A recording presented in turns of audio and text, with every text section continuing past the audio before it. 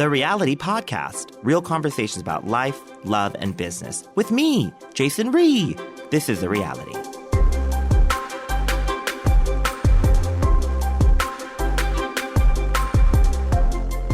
Hi, everybody. Welcome to The Reality Podcast. I am here with Christine Chang. She is a best-selling author, relationship author, actually, podcaster, and an amazing photographer, former wedding industry alum who's successfully transitioned out and saved herself. I may still be going through the transition. We can talk more about that. Welcome to the studio, Christine Chang. Thank you. Thank you for having me. I know. I mean, I felt like because I gave you COVID, you might as well have gotten an invitation. I could have given it to you. That's true. We don't know who That's true. had it first. Christine Chang and I actually met at a conference called Engage. Because of Engage, we met in, was it Solaz? Wasn't it? Oh, was it? I don't remember. It was like that Amazon themed. I just know we were stuffed in a corner. Like we were definitely in the worst table. We were in the nosebleeds. And then a few years later, we kind of got upgraded and You got the stage. I got the stage. Yeah, we both spoke. Yeah, we both spoke at the next Engage. So hashtag because of Engage. Thank you so much, Rebecca and Catherine. We love you. But yes, we spent COVID together. Well, we were at a conference. I got home. You got home, luckily. You saved yourself off the island. And then I called her because we were actually in line for a photo booth. And we may have talked about this on your episode, actually. But yes. We were in line for a photo booth, and we saw this other couple, and they were doing, like, cute poses. So I we just looked at each other, and we just kissed. We had the same idea. I think we have the same idea of we know what's like entertaining and what's fun. Yeah. So they were kissing and we're just like, should we kiss? Yes. And it's so funny because all the photos are posted the next day for everyone to see online. And we didn't want to say anything and we want to see if anyone would notice that we were kissing. And then a few days later, as people got COVID at that conference, but again, that conference was very safe. Testing was done. It was not a full buyout, so there was multiple groups and people in the same resort. But we ended up getting COVID. So then I was like looking at that photo being like, ooh, that didn't age well. But here we are. Because we're so excited to post it on social media. And then we're like, maybe we should hold off on posting it. And now we are fully cleared of COVID, right? Clear of COVID. COVID is done. Although I've heard of people getting it multiple times. Have you been okay? I've been okay. I feel like I have long COVID where I'm just exhausted, but I'm also super out of shape. Exhausted. Which one? I'm like, am I depressed or is this lingering COVID? Yes, so it kind of feels all the same. But I am really excited to have you because you've been somebody that I've been watching. You've been doing the podcast thing for a lot longer. And you've also been speaking and doing coaching and really just educating in the relationship industry, right? Can you tell me a little bit about how you transitioned or tell me a little bit about what you do exactly in the relationship space? Sure. So I help high-performing women create the relationship of their dreams. And I knew there was a market for this. Well, actually, it's not necessarily women. I think most of my clients... Jimmy, my dog's here. Agreeing with the high-powered women. Most of I hate saying followers, but they tend to be women. I think because they could relate to me. But like for my book, I brought you a copy of my book, by the way. It looks like Show this. Up. Finding Love for Independent Women.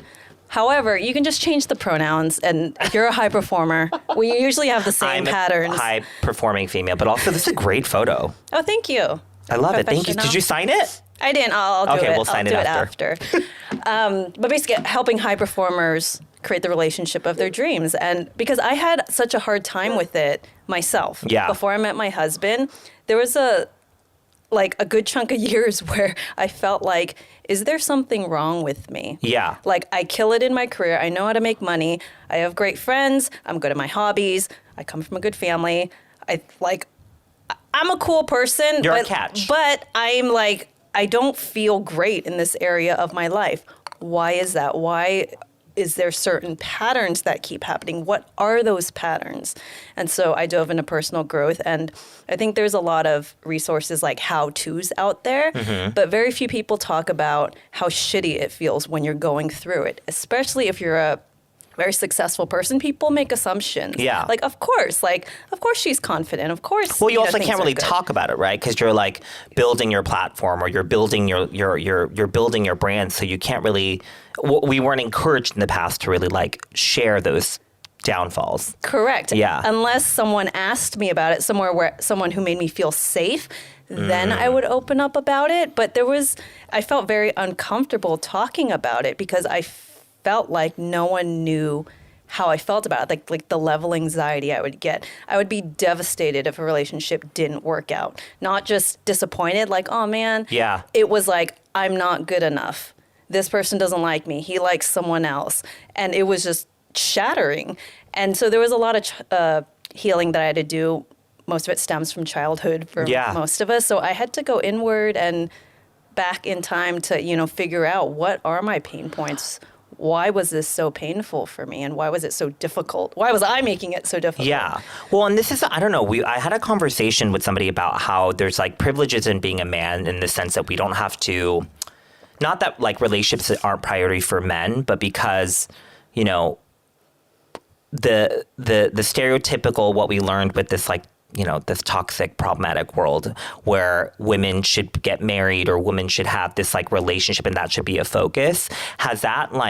Was that part of kind of what made you prioritize relationships, or did you always know at the beginning of your career that like you wanted a partner, you wanted that kind of like love for yourself? Oh yes, I was always drawn to relationships, and that's one of the reasons I chose to do wedding photography, because I loved being around connection, and not just between the bride and groom, but the families. I loved being around that, and because growing up, my needs weren't met emotionally as a kid, and I had like intimacy issues and avoidant attachment style.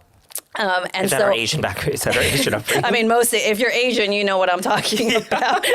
You were never told, I love you and you're good enough. Yeah. Because they couldn't communicate it.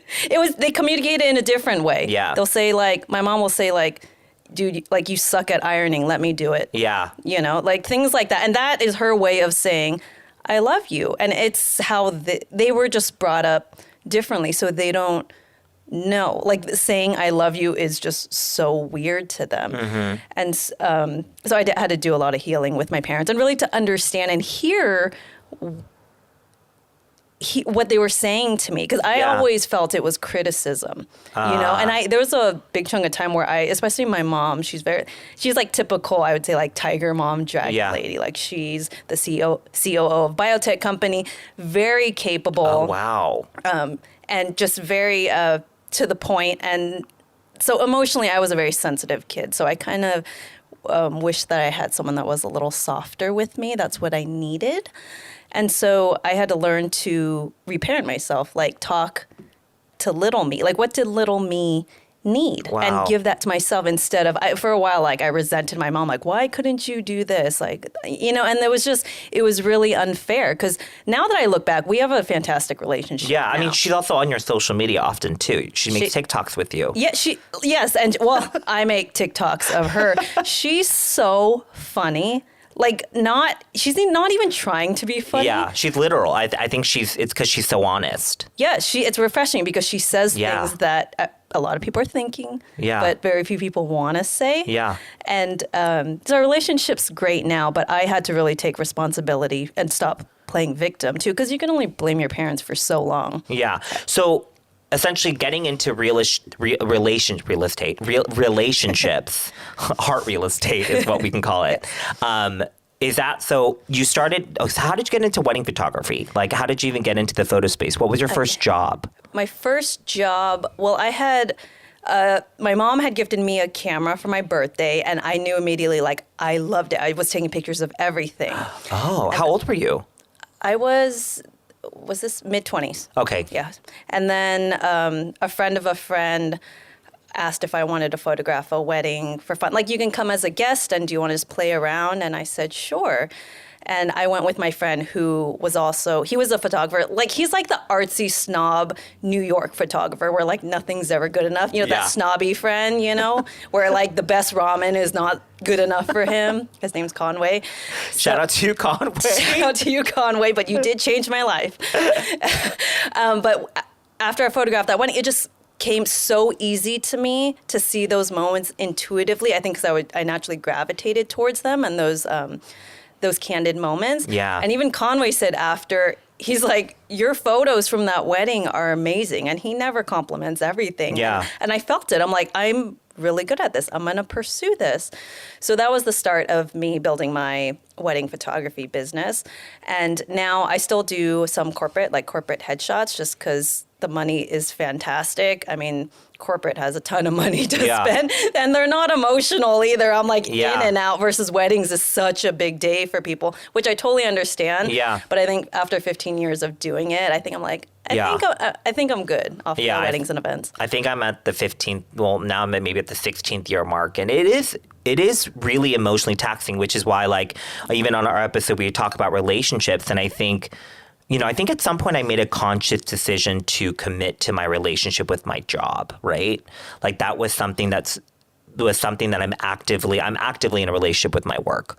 And I think kind of seeing what you've done with your brand and also just understanding like how you focus on relationships and that is your education. That's kind of what I wanted to bring you in for to help me is figuring out if that's an active decision you're making in terms of like, I need to prioritize relationships, so this is what I'm doing, or is it just something that comes naturally to you? Because I also think relationships is a lot of fucking work.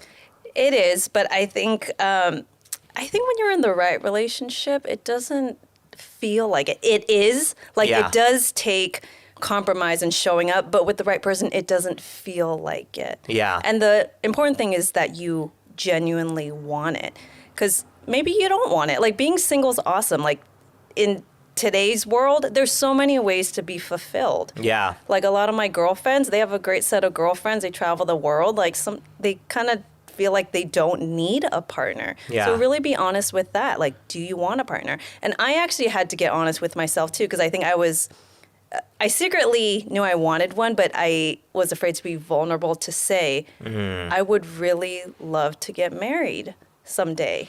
Oh, it was very vulnerable for me to say that. Yeah. And to admit, like, I would really like this. And so I was dating the entire time when I was photographing weddings, traveling the world, but none of them ever worked out. It just... there's certain patterns, like I would always choose emotionally unavailable people or people. Well, you're also like in an adventurer world, like role, right? Like you're constantly kind of come and going from different groups of people because again, you're coming and going from different lives, which I also think is like someone that works in weddings. I've gotten so lucky to experience as many lives, I feel, because we get so personal with our couples. Yeah. We get so personal with our clients. Mm-hmm. But then also I'm assuming as a beautiful single woman, you probably were getting hit on all the time at the weddings. Yes, I will say yes. That has not happened to me. No one ever hits on me. You never say never. Up until this point, they haven't. But that would happen. And also traveling alone gives you opportunity to play. To meet people and play. Yeah. But now that I look back on it, because it was a time where I did travel so much, I think having a serious relationship, unless that person was traveling with me all the time, probably it wouldn't have worked long term. Yeah. I'm much more grounded now, and so I feel like I do have that energy where I want to be at home more. Yeah. It's more balanced. Yeah. I mean, I think that's really interesting too. Do you feel like when you were building how long have you, so it took you 15 years to build your business, and then when did you come out with your book? It was 3 months after the pandemic hit. Oh, wow. That's right. Yeah. I remember that. Yeah. So I had thought about switching, like doing the pivot a few years before, but there's a lot of emotions that come with, like, do I want to leave this? Yeah. Because you have spent so much time working your ass off, building your reputation in a certain area. Paying the dues, You make good money doing it. I mean, we can make 5 figures in a day of work, you know? Like, and I'm like, am I just throwing all this away?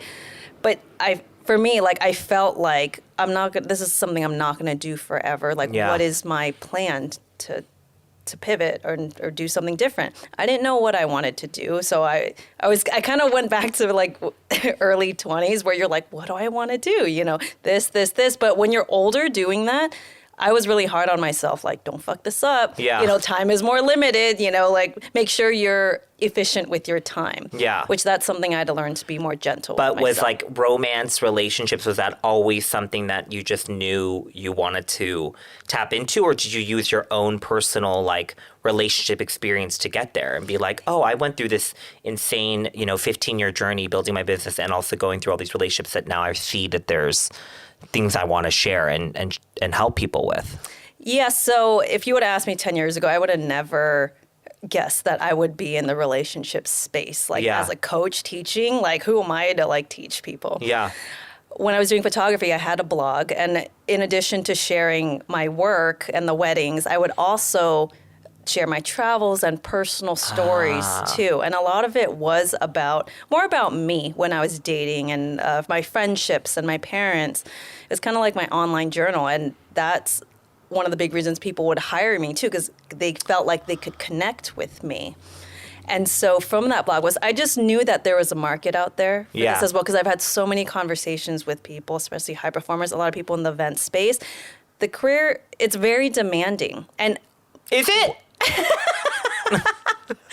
It's very demanding, and we're all really good at it, but there's a lot of us have trouble in our personal lives. I think that's the detriment of it, right? Like, I think because we're good at it is probably why it's so detrimental, like, and again, I don't want to blame like my addiction on the event and wedding world, but I definitely think that factors of focusing on somebody else more than myself is part of how I also got to where I am. So like, again, looking at you and seeing like how well adjusted your relationships are, I'm always like thinking to myself, like, is it something where you actively at some point went, you actively are like, oh, well, I'm in good relationships now, so I can now help people with that relationship? Or do you still feel like there's times where you're like, oh, fuck, this relationship thing is really tough. Like, I'm not the best at it. I have, like, when's the last time you had a falling out with a friend? Oh, like after the pandemic started. Okay. Oh, yeah. Me too. That's I feel like we've all had friendships that were tested. But I actually recently I closed those loops. Yeah. It's kind of things like we just stopped talking, we could not communicate, and it doesn't feel good. I knew like we used to hang out a lot, and now if I bumped into him, it's kind of awkward. I'm like, we need to close these loops, and I did, and it feels really good to do that. Yeah. We don't have to be BFFs again. Yeah. But at least the mutual respect and just so clarity. I'm big on clarity. I talk about that in my book a lot. It feels really good. So if anyone has any lingering, I don't knows out there. Yeah. Most people are probably thinking the same thing, and they would really appreciate you reaching out to them. Yeah.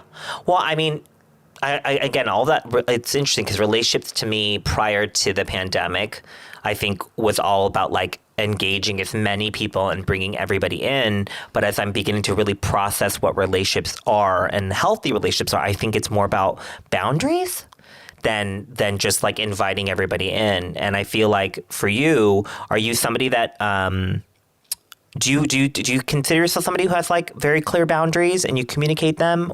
Yes, I think I'm good at it. I used to suck at them. That's one of the reasons why my relationships were not good.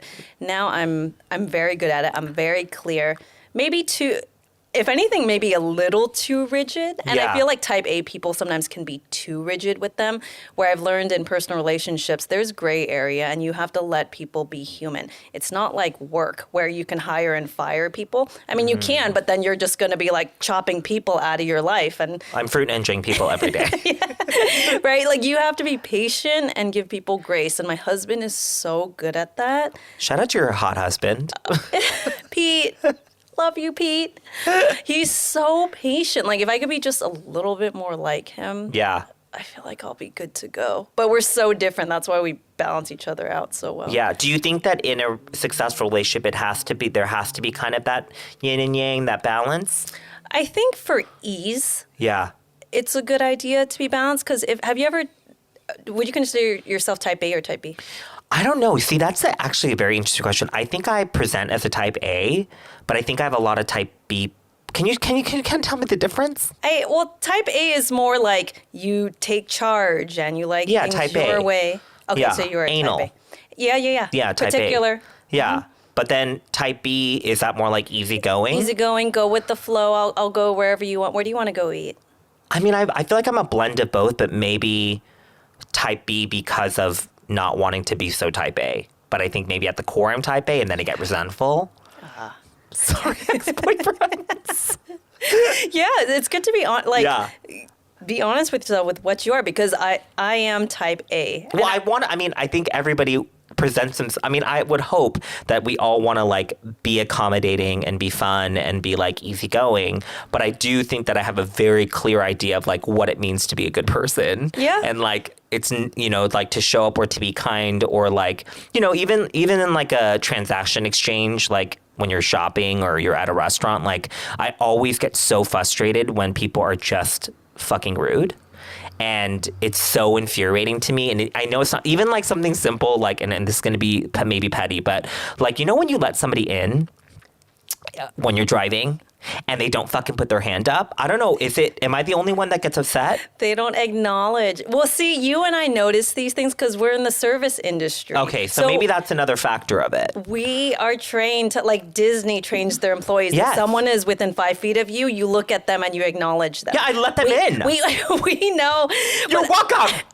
Other people, some people just don't have it. My initial reaction is like, that's rude. Like you could just a hand, something, acknowledge. I don't even need like confetti. I just need the acknowledgement that I let you in. But then I also then instantly go into like, oh, that's kind of shitty of me to like do something for them and then get upset about doing it. Right. Because everyone's different. Like my husband does not need acknowledgement. So sometimes he forgets to give it to me and I'm like, what? Like people need acknowledgement, but then not everyone needs it the way I need it. I need acknowledgement. Yeah, me too. What is that? So are there just, is it one or the other?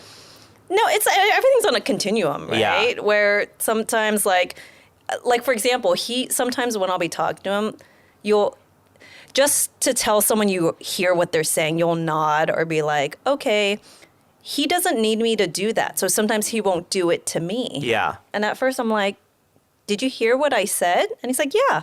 I'm like, can you acknowledge that you did? But just because he doesn't need it. We're more extremes, you know, but there's people who are in the middle, some things they prefer. But so are you actively like, do you feel like you have to actively participate in that relationship in terms of like communicating constantly? So like, for example, with that whole scenario of him not being somebody who gives you the acknowledgement, is that something you have to continually talk to him about? Yeah, some things. Here's another thing. Things take time, too, because it does, like, years. Yeah. It could take, like, 6 or more years sometimes. Yeah. And that's another thing with the patients, because sometimes we're like, okay, this person, I guess, doesn't want to do it. They heard me. They're not doing it. Okay, bye. But just to learn patience, because also it's like him asking me to do something that's not really in my nature. Mm-hmm. Sometimes I'll forget to do it. And he's so good at giving me grace. You know, it doesn't mean I'm a bad person. It doesn't mean I don't love him. It takes time, and that's okay. Yeah, that's okay. But you really have to know what your basic like needs are in a relationship. So when what's most important to you. And so when you're working with like, I guess, do you work with couples or people individually? And also, can you start billing me now? It's individually, yeah. And it's mostly professional women. Women. Got it. High-powered women. Yeah. What makes you think, do you think there's a difference? Obviously, in your own personal experience, you can't really speak upon, like, being a powerful man. But do you feel like there are initial, like, differences that you can say, like, you know how they say, like, women are from whatever and men are from whatever? Yes, yeah. Do you think that that's something that is, like, I don't even know if that's the right question to ask, because I feel like we get into, like, gender and things. Right. Well, we could just bring it to the most simple, like a heterosexual type A workaholic man. How about that? Yeah. So that, I feel like, is traditionally, it's a masculine trait. Me. So women who are in their alpha, it's more of a masculine trait. And we all have mix of masculine and feminine characteristics. Yeah. Everybody, right? But a man who is masculine and does all those things, typically, I think in general, can find a feminine partner who is okay with that, compared to a woman who's more in her alpha. because again, it's that yin and yang thing. Yeah. Because I have tried to date type A men. There's some things that are great about it. You talk business, it's very fiery, but long term, it was not compatible. And I had to really accept, like, there are parts of me that are alpha and more masculine, but I like these parts of me. I'm going to embrace that. And so Pete receives that very well. He's not competitive with me. He's not threatened by me at all. Some men, like, they didn't like that I would take off and travel all the time. And that's okay. That's okay. But just being really honest with that. So with women who are more type A, a lot of times we do want a masculine partner as well. But you have to be really honest about that. It's like two masculines. We're talking about polarity here, right? Yeah. Like, it doesn't make sense. And so either you need to learn to be more in your feminine. Like, what kind of partner do you want?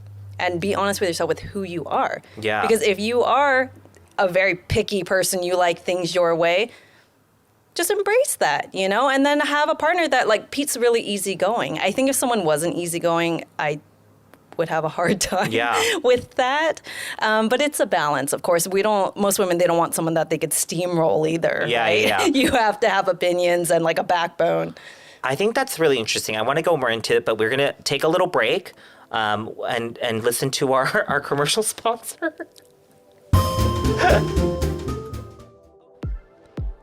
Are you liking what Christine has to say so far? Well, then make sure to pick up her book, Show Up, Finding Love for Independent Women. Christine shares her personal journey from shaky and sporadic relationships to deep, supportive, and unbreakable love. Through her nightmarish relationship struggles and often embarrassing ahas, she reveals the most important questions you need to ask yourself to slay the dating process and find the partner you deserve. Because even though love can be a mess, you should never settle for anything less.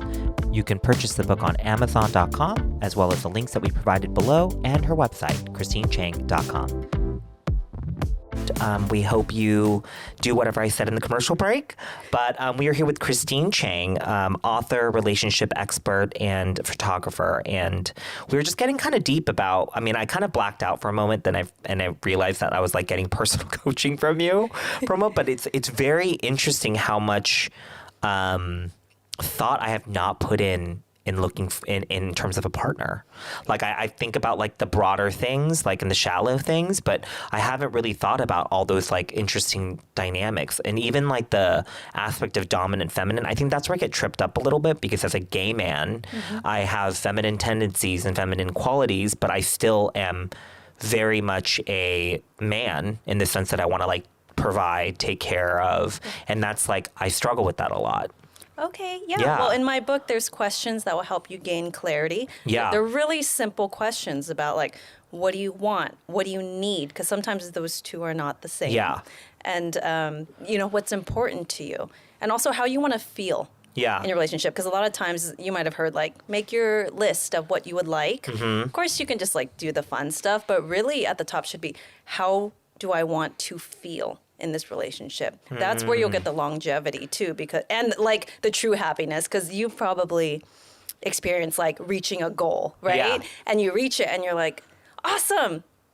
Now what? Like that didn't make me as happy as I thought it would. Like, I'm proud of myself, but now what? And so if you do that with a checklist with superficial things like height or how dare you? How did you know that was like on the top? That was like top of my list.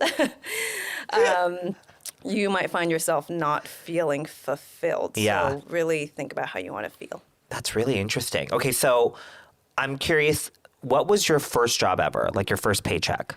It was at a dry cleaner. A dry cleaner. And you know what's funny is when I was at an Engage, and you know how they have the smaller dine around table, so we can get to know, you know, some people, maybe 8 people. And the question was, what was your first job? And everyone at the table except me was Caucasian. Yeah. And then they all say, like, at the mall or something. They're like, Claire's, whatever. And then I was like, at the dry cleaner. And then it was just silent for a bit. And I realized in that moment, like, they would most likely never work a job like that. Yeah. So there's that difference of, like, I'm a little different here. Yeah. And where did you grow up? Here. I was born in the Bay Area, San Carlos. Oh, okay. Yeah, in a very, like, Brady Bunch type neighborhood. There was only, like, 2 other Asians. Yeah. And everyone was nice growing up, but it's those little things like that that make you feel a little like, it's a little different. That's really interesting because, I feel like, I grew up very privileged, right? Like I've experienced a lot of trauma, like who hasn't? But I think, because my first job was like I think I worked at Party City, I worked at like a shopping mall. But then it's interesting because dry cleaning also has like connection to immigrants and for a long time. So how did you get in? Was it just somebody in your family or? Yeah, a friend of a friend, and the owner was Asian, and so he actually paid cash, like under the table, of course. Yes. And I was also underage too. Yeah. So, but I was so happy to have a job and make some extra money. And my mom always told me that she's like, you'll feel like she was always said, make your own money, you'll feel good about it, and it feels different when you spend your own money versus spending it somebody really else's. does. I mean, that granted, I confidence. spend my money on frivolous things too. Like I love an Instagram ad or an Amazon purchase, which I know Amazon is terrible. Hopefully my commercial wasn't an Amazon product. But I do love buying some things. Okay, so then you're going to ask a question? Yes, I want to ask you a question. Yes. You had mentioned a little bit about like connection, and I didn't realize this until I stopped photographing events. Yeah. Do you feel that because the work that you do is your way of connecting with people? And so that part of your life is almost like, in a way, satiated. fulfilled. Yeah. Yes, because that's how you connect. Well, what's funny is like as I've been unraveling everything with, sobriety and like figuring out even like my eating and purchasing, if that's all part of addiction too, in the way that I shop, I kind of think about that a lot where, essentially my lifeline with my clients is a relationship phobic person's dream, right? I come and win you over. I dazzle you. I sparkle like glitter. And then you fall in love. We work together intimately for a year. And then I get to phase out the hero, right? That is the perfect lifeline for a Peter Pan. And as somebody, and again, if you don't know what a Peter Pan is just look up a 30-something, or 20 to 30 to 40 to 50-year-old male in LA. Just go outside in LA. The Peter Pan syndrome is deep and real, but I feel like it has kind of enabled me a little bit because I do get I get to meet so many people all the time and in very personal situations. And then I get to essentially fall very closely with them for an intimate amount of time. And then I think I have trouble balancing and managing all of those relationships. So I don't know, like maybe, can you give me some advice? Okay. Well, I just noticed that because I stopped shooting events. Yeah.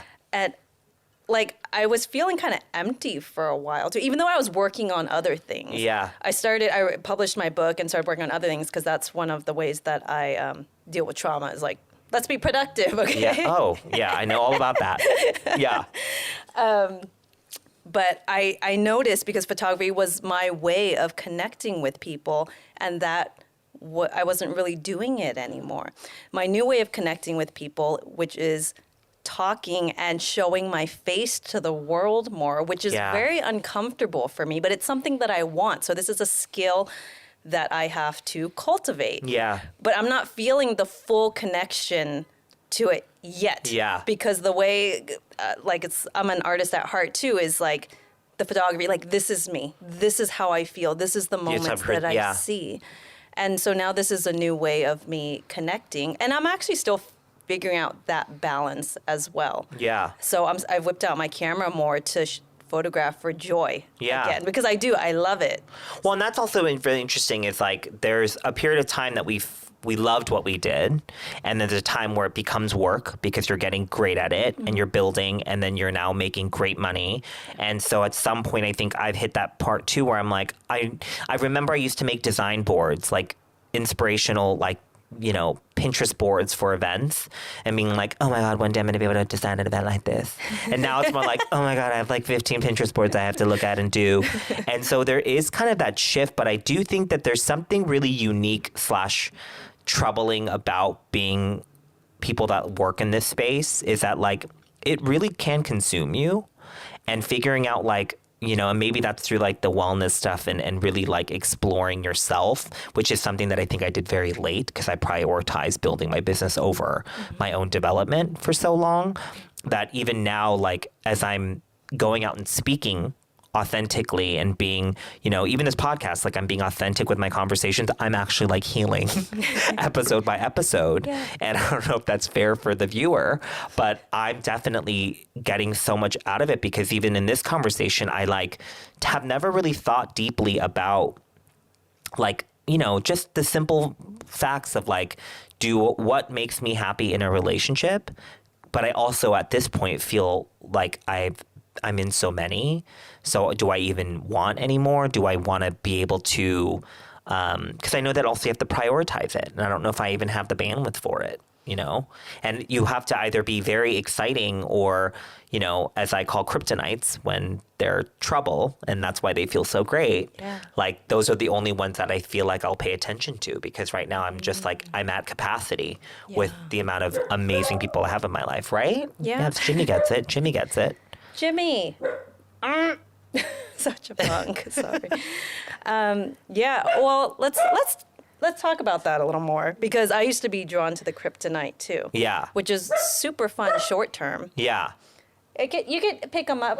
Actually, can Jimmy, you bring them come over here. here? Sorry, we can. We're going to have a little surprise. Oh, Jimmy. You want to go next to Jason? Come here, Punk Jimmy. ass. You're such a punk. Come here. Such a punk. So I always said I would never be the person to put my dog in clothes, and here I am. This is Jimmy. Oh, okay. James Tiberius. I mean, look at this face. Come on. Look at Jimmy's face. Yeah, so being attracted to those unhealthy roller coaster relationships, which is great for a fling. You're in like Italy, a summer romance. Yeah. Super fun. But if you want to create a long-term relationship, you look for different qualities. Yeah. I used to think that sounded so boring. Yeah. But it is. You look for different things. Well, and I think the truth is, I don't know if I really want to be in a long-term relationship. I don't think I actually want to. I don't know. I actually don't know if I want to be in a relationship. Yeah. And maybe that's probably also why I'm not in one because I really don't know if I want one. Yeah, absolutely. But I don't know if there's something wrong with that. I don't think there's anything wrong with that. Do you think you can be well being alone? I think so. I think if you have like a handful of good relationships in your life. Yeah. Family, good friends. You don't need many, but if you have that handful of people, like your ride or dies, Yeah. you're good. And you can go like just sleep with, randos. Get that part satiated. Okay, so can we talk about the sleeping with randos for a moment? I think in gay culture, it's not that it's like acceptable, but the hookup culture is so rampant in the gay community. Like everyone knows that the app Grindr. Do you feel like there is a something you have to experience? You want to go on Grindr? Is that what you're doing? Do you feel like you have to explore sexually in order to even understand what you want, or do you think that there's a way of, I guess, getting there without being a hoe? I always think approaching things with curiosity is a good thing, and I think experience is a good thing too. Yeah, with sex, I'm curious. As long as you're doing it safely, and then also like health-wise, and then also you're handling other people's emotions as well. Yeah. So as long as you're doing it in a healthy manner and you have integrity and you're honest with people, I think it's fine. It's great. Yeah. And do you have any thoughts on like open relationships and like polyamorous relationships? Yeah, that's becoming more popular now. I think it's becoming more, I feel like we hear about it more often than we did before. Yeah, I think different things work for different people. Yeah. I think for me personally, I just think mastering the relationship with yourself is already pretty difficult. Yeah. And then just say if you partner up with one person, that's already can be challenging at times. And I feel like if you throw in more, like that's a lot. Yeah. That's a lot of feelings and different.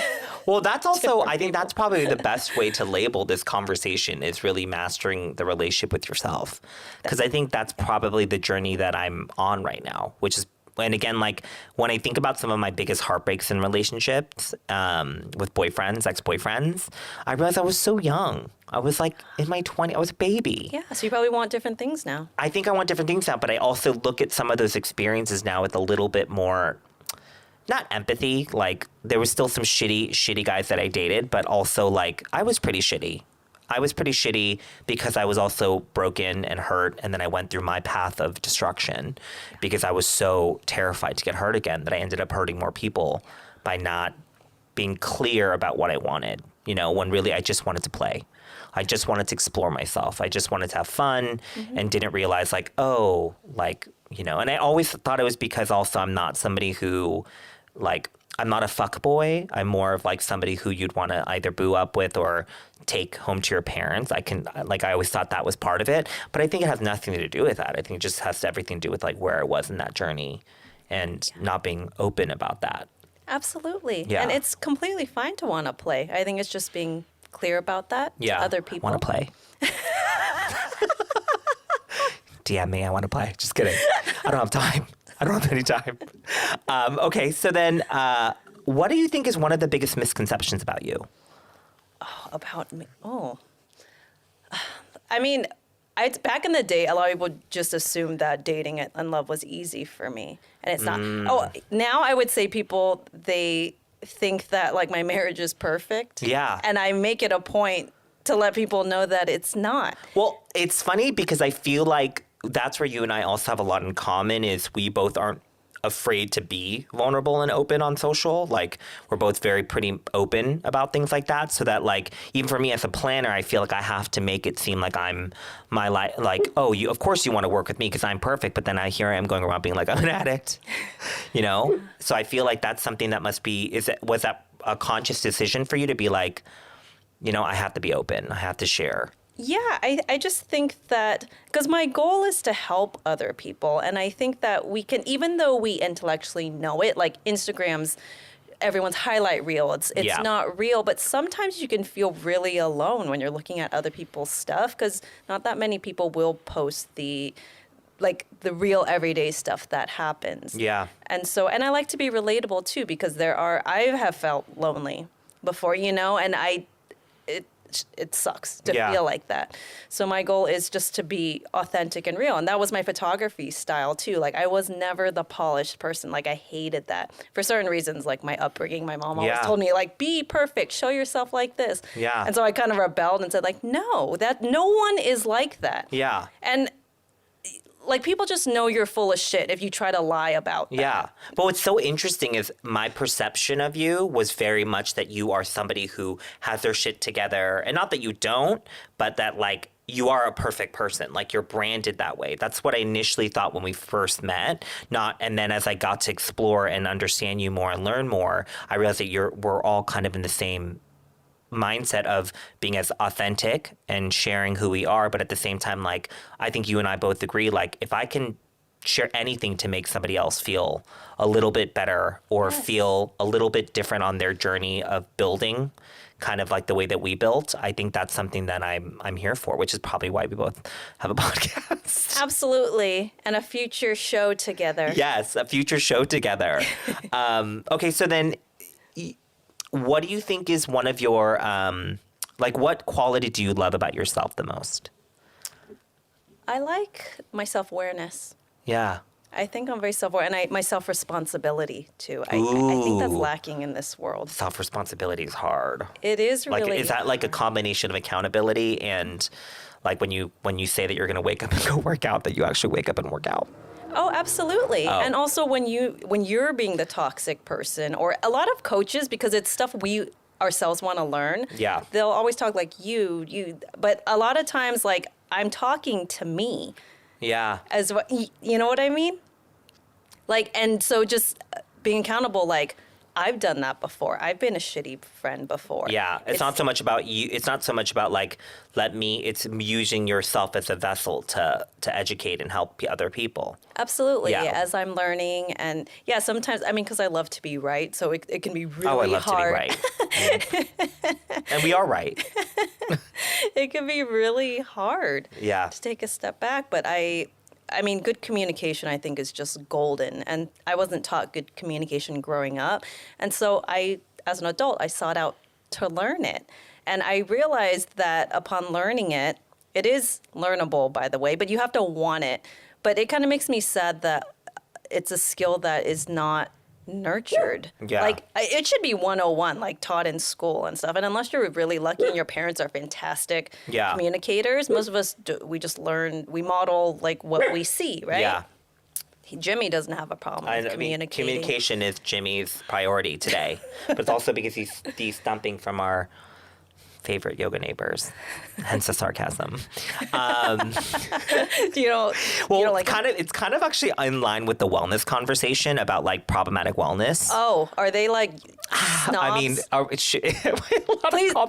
they're not snobs. It's just that like I feel like we've seen so much of appropriation now that like I feel like when I see wellness, but then it's branded with self and greed and like not actually like community activism, but like for example, I just looked up this company and they have a very catchy agency title, and it says like on the header of their website, it says like diversity, like. And then I looked at their entire team, and it's literally, I kid you not, 30 white people. But they use the header diversity is, and then the word of their company is like it might as well be called protest. Honestly, it's called protest, but it's their agency. And I kind of started to think about like, with the wellness space and how big it's gotten and how about self-help, like I think it's also there's a fine line between like selfishness and like self-love and taking care of yourself. And I think that's something that, you know, especially with like relationship education, do you see that? You see that a lot. You see. Oh yeah, people are very extreme with things, and I'm sure you've seen the quotes on like Instagram. Everything is very like me, my way, the highway. Yeah. Yeah, so that's why I think it's good to have awareness. Yeah. That's a good starting point. So what do you think is your, like, do you have a tip for somebody who, let's say, is constantly finding themselves in the same relationship situation? Do you think it's more so something where they should take a break from relationships than like dating, and they should go and like spend time reading your book and like going on like a self-help journey? Or do you think that it actually helps to continue like working it out with other relationships? Everyone's different. Yeah. And some people, I mean, you learn a lot about yourself while you're dating, while you're in relation. Some people are the other extreme. I'm not going to date at all. I'm going to work on myself, like to the point where they haven't dated in years. Yeah. 5, like 10 years. And I say I think it's always good to be balanced as well. Sometimes it is necessary to maybe retreat and take some time for yourself, but also integrate it too. Start dating because you'll learn more about yourself. Yeah. You don't have to be closed off to it. Yeah. So how it up? So we're going to conclude this conversation. How it up, everybody? Okay, so what are you most looking forward to this year? Like, do you have any new projects coming up?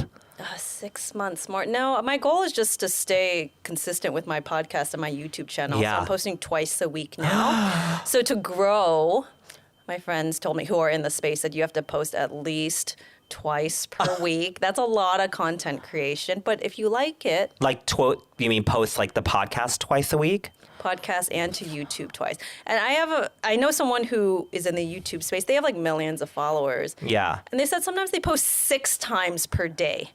I was like, what? But that's why they're raking it in. I was going to say, at that point, like, my clients are going to fire me because they're like, if you have time to post 6 times a day, like, you should be working on my wedding. That's what I feel like. Yeah. So it's fun in that I'm learning again. Yeah. Because after a while of doing something, you know, you can conduct a wedding, like, with your eyes closed. It's so easy for you, right?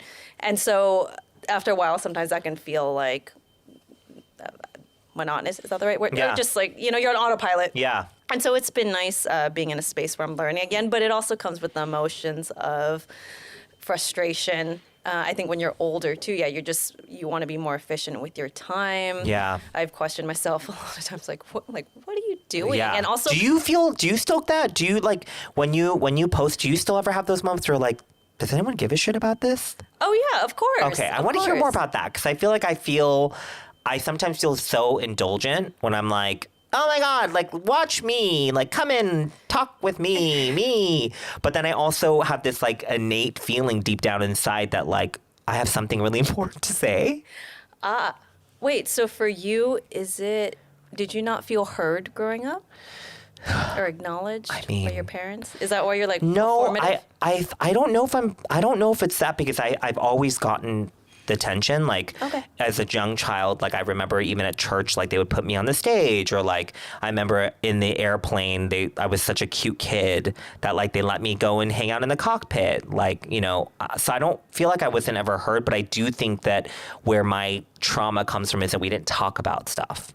We didn't really talk about like the trauma that we saw, or like my parents' relationships and all the dark things that like we witnessed as children. We never talked about it. And so I think maybe that's why I love to talk, and I always want to make sure to like fully understand something. But I don't know. I think that more so, I think I've always wanted to entertain people and make people laugh. But I know that also when they say, you know, comedians are the darkest people, I agree. I mean, I've experienced some really, really dark spaces, but it's weird because I still wake up every morning wanting to have the most fun with my life. Yeah. You know, I want to have so much fun with my life. So that's, I don't know, what does that mean about me? No, I think that comes with it, because Yeah. there's some people who are more even keel. Like my husband is Yeah, very yeah. even keel, which I love about him. But sometimes I'm like, do you feel anything right now? But if you really want those like really joyful moments, it's Yeah. also, you can go to some dark spaces. Maybe that's what it is. as I do well. want to experience, I want to experience the most beautiful life, but I also maybe have to keep remembering that, like, in order to do that, then I do have to experience the lows, the Yeah. wins and the woes, right? Yeah. And Yeah. it's good to learn how to manage when you're in the lows too. It sucks. Yeah. Sometimes, like those days you don't want to get out of bed. Do you ever have those? Oh, Because all the time. yeah. But also, everything hurts.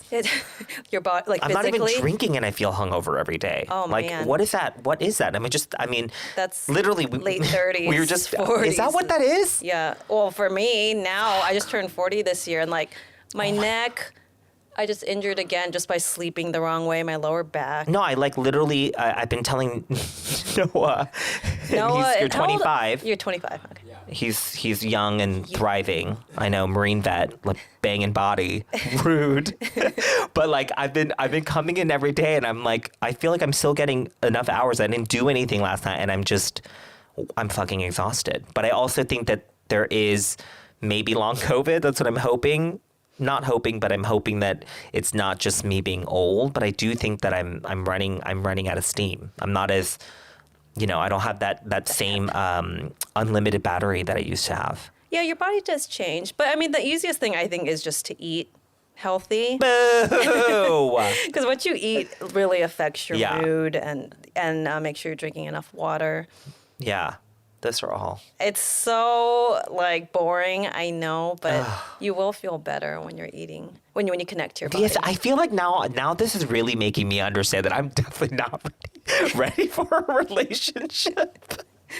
Well, just start there. Like, use that Yeah. as a sign. Like, I'm not feeling that great. If you're feeling great, like, you do you. No, Don't I change do anything. not. But I if do you're not, not. that's like a sign that, you know, like up your yoga practice or whatever Yeah. workout that you're doing. Yep, doing all the workouts. And eating. I think eating is one of the biggest Yeah, ones. and you have a very clean eating diet, right? I am balanced. Yeah.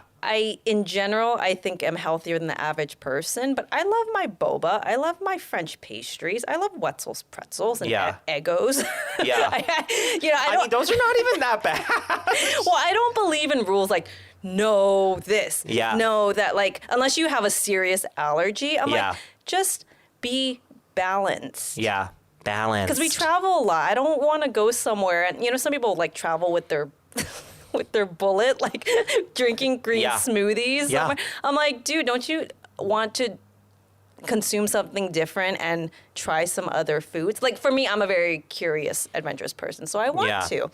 And but again, everyone's different. You do you. But as long as you're feeling good, great. If you're not, I think that's a really easy way to start. That is in your control.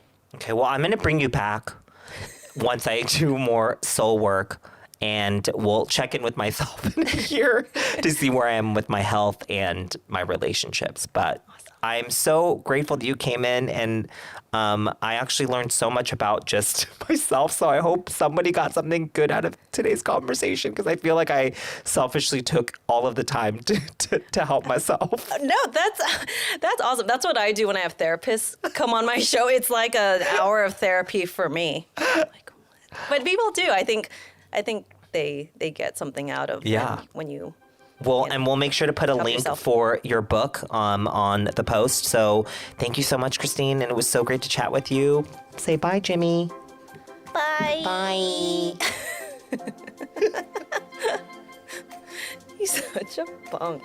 Ooh, wait, don't go yet. Make sure you subscribe and like and follow and transfer me via Venmo. Thanks for listening.